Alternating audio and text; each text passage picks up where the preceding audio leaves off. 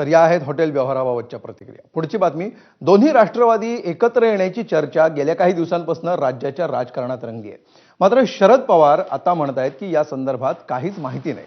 बारामतीमध्ये आज गोविंद बागेत शरद पवारांनी कार्यकर्त्यांच्या भेटीगाठी घेतल्या।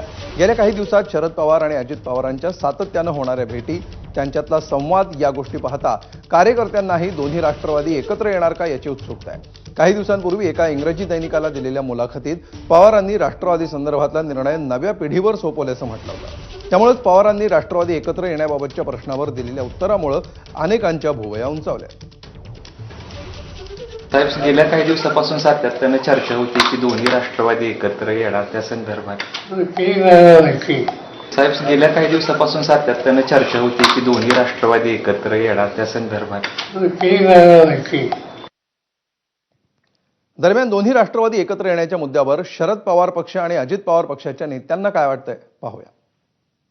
एक तर या बाबतीतली चर्चा आमच्या बरोबर झालेली नाही, त्यामुळे याच्याबद्दल आम्हाला काय माहिती आहे हा विषय येतच नाही। सुप्रियाताई आल्यानंतर, कारण साहेबांनी जबाबदारी सुप्रियाताईंवर दिलेली आहे आणि मग सुप्रियाताई जोपर्यंत येत नाहीत आणि याच्याबद्दल स्पष्टपणे बोलत नाहीत तोपर्यंत आम्हाला सुद्धा काय बोलता येणार नाही आणि सांगता येणार नाही। तो मध्यंतरी माहिती आहे, पवार साहेबांनी राजीनामा दिला अध्यक्षपदाचा। हो, त्यावेळेला असंच ठरलं की मी काय येणार नाही, मी राजीनामा देईन, सुप्रियाला अध्यक्ष करू आणि तुम्ही सरकारमध्ये जा। 3 दिवसांनी पवार साहेबांनी मागे घेतली। विचारा अजितदादांना, त्यांच्या घरात सेटल होतं सगळं। तर अजित पवार आणि शरद पवार एकत्र येण्याच्या चर्चेवर शिवसेना, ठाकरे पक्ष आणि भाजपनं काय प्रतिक्रिया दिली आहे पाहूया। अजून काही चर्चा नाही आहे। जसं तटकरे बोलले की जिची चर्चा सुरू नाही आहे ज्या विषयाची, त्या विषयावर टीका टिप्पणी करून किंवा त्या विषयावर टिप्पणी करून कोणी त्या ठिकाणी संभ्रम तयार करताय किंवा टिप्पण्या करतात आहे, शेवटी त्यांच्या पक्षाचा तो प्रश्न आहे।